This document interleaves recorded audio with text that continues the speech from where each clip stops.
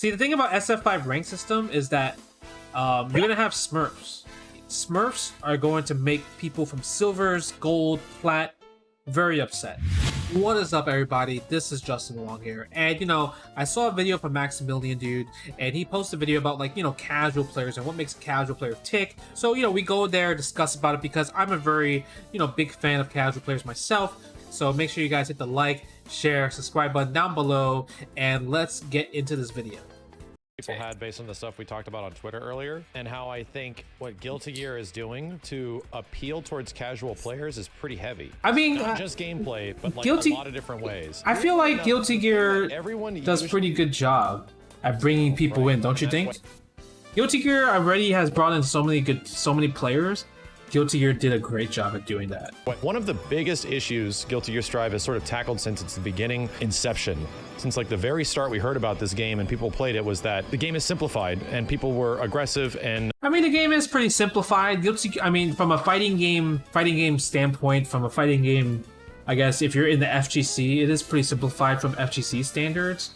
But any fighting game, no matter even if it's simplified, people will find advanced strategies. That's just the nature of just people learning. Nobody can beat me. I have never lost to anyone.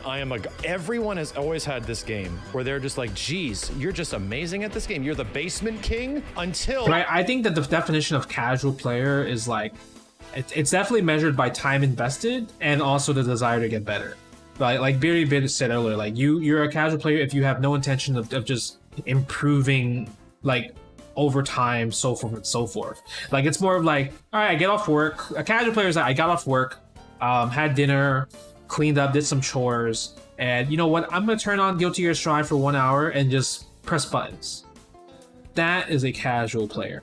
But here's the funny thing. This is where my long-running argument that simplifying the mechanics of a game just for the sake of simplification isn't the thing that brings... You're surprised Guilty still sells so little compared to other franchises? You know the problem with Guilty Gear is, if I was a casual fighting game player and I go into GameStop or I go to any game store and I see, okay, what's the newest games came out for the week? Guilty Gear Strive. I'm gonna look at that and be like, I don't know what that is. That's just how it is. A casual player don't know what Guilty Gear is. Oh, but if you said, oh, Dragon Ball FighterZ came out, a fighting game called Dragon Ball FighterZ, oh, I'm gonna get the game. Why? Because Dragon Ball they showed the cartoon growing up as a kid. Fun fact, right? I did not know about Guilty Gear for a really long time, actually. And I've been part of the FGC scene for a while. But the thing is, there was no internet back in the day, so the only games I would know is what games Chinatown Fair had. Guilty Gear actually has never been in Chinatown Fair until I would say 2007. That's when Chinatown Fair finally got a Guilty Gear game in the arcade. 2007, around there. Shorter combos do more damage, and they know that this is going to come with a lot of pros and cons. We talked about this before, how always... I mean, we know that the damage is very high, but one thing that the casual players like doing, they like to see that they're doing lots of damage. If you watch a casual player or a person that doesn't play fighting games and they're mashing, so growing up in the arcade, I see a lot of people just mash one button. There are six buttons on the joystick, but for some reason they mash one button. One, that's why auto combos do exist. But Guilty Gear Strive doesn't have auto combos, but what it does have is big damage. So when people are mashing buttons and they see that oh damn, I'm doing so much damage, people feel so happy. They're like, yes, I'm doing damage. Because people want to see some type of progress shown on their screen that they're doing something correct. Even though it's not correct, but it's their version of correct. I think action adventure games is the reason why people mash, right? Like adventure, Final Fight, all these adventure games growing up, they just, for some reason, they just think it's, oh, this is a fighting game. Fighting games should be similar to action adventure games, and that's why mashing exists. Have you ever seen somebody mash a whole game, bro? It's funny because I'll be watching them play, and I'm like, but then once they finish the game, bro, they're like, whew, I'm tired. How can people do this for hours? I'm like, bro, that's not how you play the game. But yo, They really, it's like a workout for them, bro. When they're mashing the crap out of the fighting games. It's a workout. There's one thing that I really wanted to mention, which is a comment that Dan Fernacci, which is... this game looks sick, actually. I'm not gonna lie, whatever this game is, but this game looks like it's like Mega Man villains in a platform game. This looks like Mega Man villains on a platform game. Mentioning that after 8 years of working on fighting games, he's accepted the fact that no matter how easy you make your game, professionals will always demolish new players. Yeah, that's a fact. How to make things easier. Try hard, sweaty people that like to be very hardcore in the game, aka professionals, will always beat casual players. That's 1000%, right? The only way for you to beat these try hard, sweaty players is for you to evolve from a casual player to a try hard, sweaty player. That's 1000%. He also mentions that not everyone is going to want to learn how deep your systems are going to go. Yeah. Just like not everyone is going to get past the first level in any single player game. Instead, just focus on making all the systems as fun as possible if they just scratch that surface. I mean, I think like this also is perfect because like I'm pretty sure I haven't seen like matches from like different floors, but I'm pretty sure people just don't use Roman cancel in like floor like 4, 5, 6, 2, 1 or whatever. I'm pretty sure they just don't Roman cancel whatsoever. Roman cancel is definitely not a factor. They probably, if anything, they would only spend the meter for super for sure. Like I mean, like I don't think you'll see Roman cancel used for an appropriate purpose. People can mash out Roman cancel. Right? You mash 3 buttons, you can mash out blue RCs. But I'm talking about more of like people use it in like scenarios where like, you know, you should use it in. Here's my gimmick, and here's what I want to boil this down to. I found like 5 things that I think have dramatically affected Guilty Gear Strive, because I really like this game. I think it's a lot of fun, but I really don't like what they did to the characters in the game. Number 1 is visuals and characters. One of the most important things for fighting games is visuals. How good does it look? This game looks damn good, right? Arguably one of the best looking fighting games ever. It's bombastic visuals, it goes over the top with effects, it just... Does visuals matter? Do visuals matter in fighting games? I mean, visuals are nice, but I guess coming from a old school background, it doesn't matter. It doesn't matter? All right, how many people that says yes bought Marvel's Capcom Infinite? How many people say yes that bought Marvel's Capcom Infinite? 1.5 million copies, baby. 1.5 million copies. No way those 1.5 million people bought that Marvel's Capcom Infinite because of visual aspect. Get out of here. 2 is 100% the netcode. The netcode has set up for situations that allow more people to play each other more consistently than almost any other big launch fighting game in a hell of a long time. Also, the matchmaking, right? The lobby ranked system, the heaven matchmaking system is so good at keeping you away from the players that'll whoop your ass that it's brilliant. What's another big part that's great for the casual appeal of Guilty Gear Strive? Tutorials. Fantastic tutorial that gives you reasons and ways to try out and see all these different things. I wish it was a bit more fun to do, but it's great that it's personally, I actually hate Guilty Gear Strive's tutorials.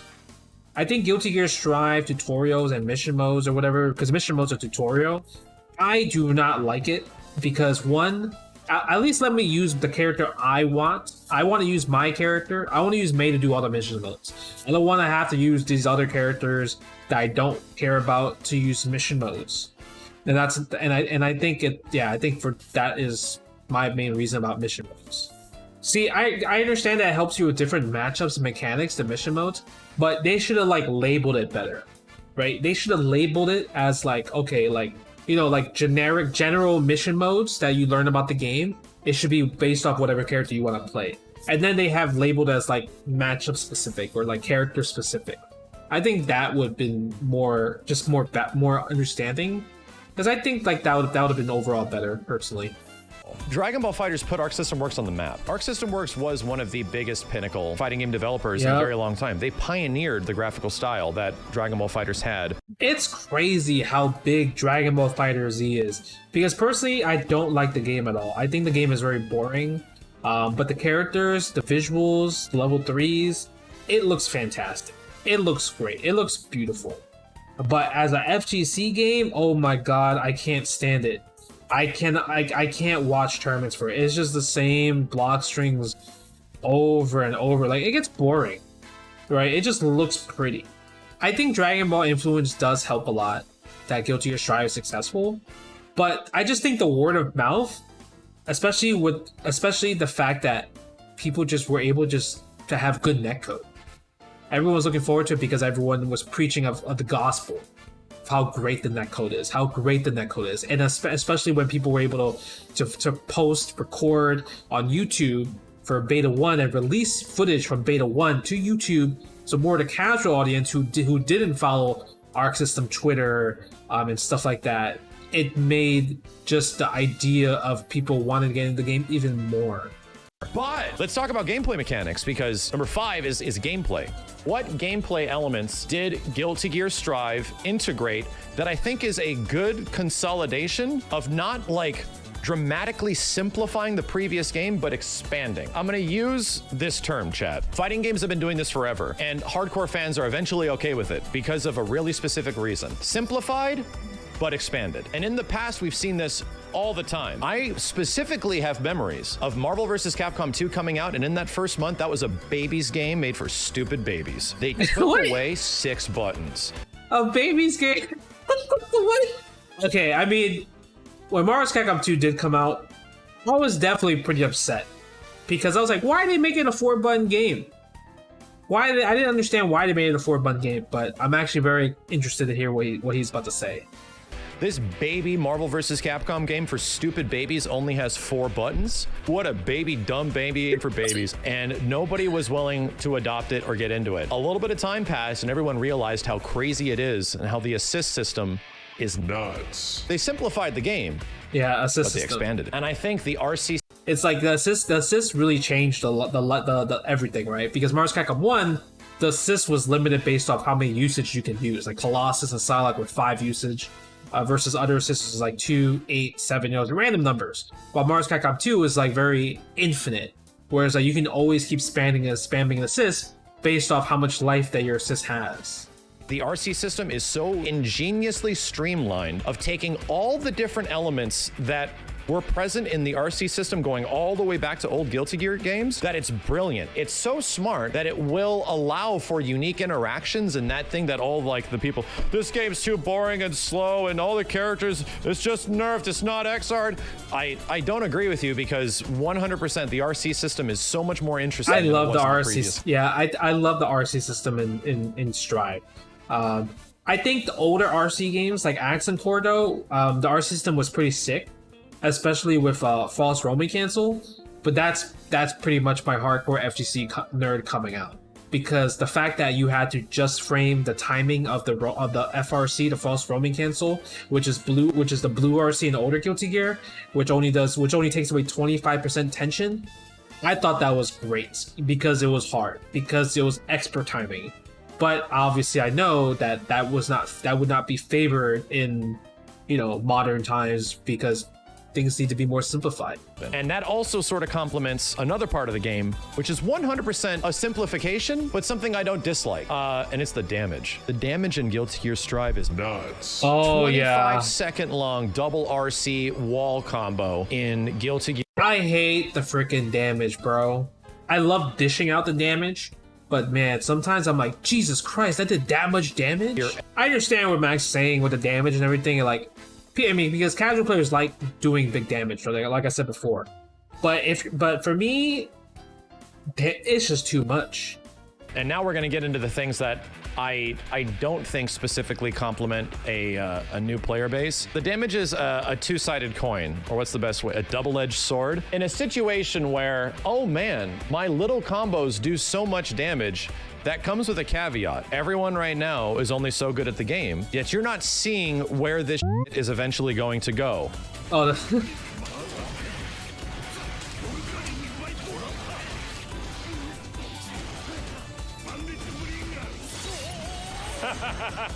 He's dead. So, give the game a little bit of time, and then suddenly you jump online. As a new Guilty Gear player, I waited a week. That combo was sick and all, but I feel like we need to watch this one. I feel like this one is appropriate. I feel like this is the appropriate video.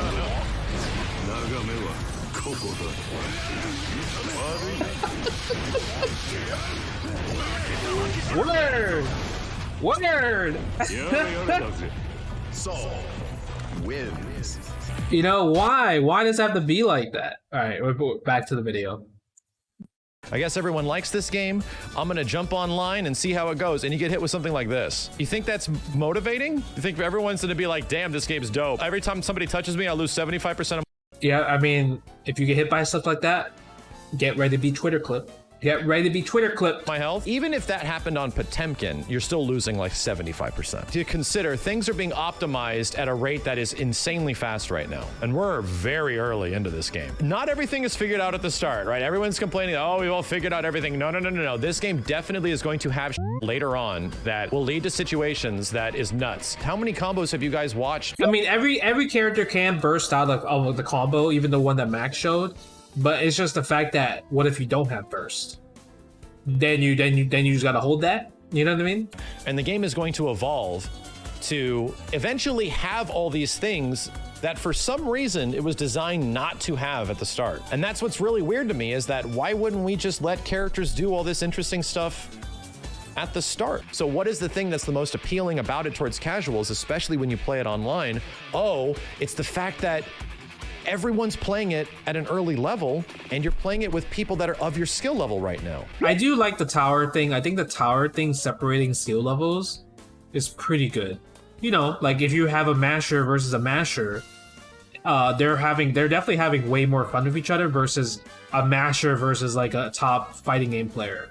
Because then top fighting game players is gonna just win a 2-round game in like probably less than like 30 seconds. See, the thing about SF5 rank system is that you're gonna have Smurfs, right? You're gonna have Smurfs, and that's where you're gonna get bodied. Smurfs are going to make people from silvers, gold, plat very upset. Bronze, because you have like it's gonna be one of those things where like you can't just rank up super fast. Guilty Gear Strive, you play against the computer, and then if you kill the computer, they already know that this is which floor you belong in. You win a few more matches, boom, you're in floor 8, floor 9, floor 10, right? You're instantly already taken to that skill level. But Street Fighter 5 doesn't do that. Street Fighter 5, you have to beat X amount of people for X points. And the more points you get, obviously, the more, you know, you move out from the ranking system. But it still takes time. It's not like 2 matches and then you instantly go to a different tower. So yeah, I mean, that was a pretty great video. I think that was pretty sick. That was pretty sick. Please like, share, subscribe, all that type of stuff. Also comment on the videos and let me know what kind of like suggestions you want me to make in terms of video content and everything. I'm trying to, you know, get up there. So if you want to support the boy, you know what to do, man. You know what to do. We try to get these YouTube videos out there. We try to get more people to understand fighting games, enjoy fighting games. But yeah, I mean, other than that, man, keep doing your thing. Stay safe, stay healthy. I love you guys and appreciate it. And stay tuned for the next video. Peace.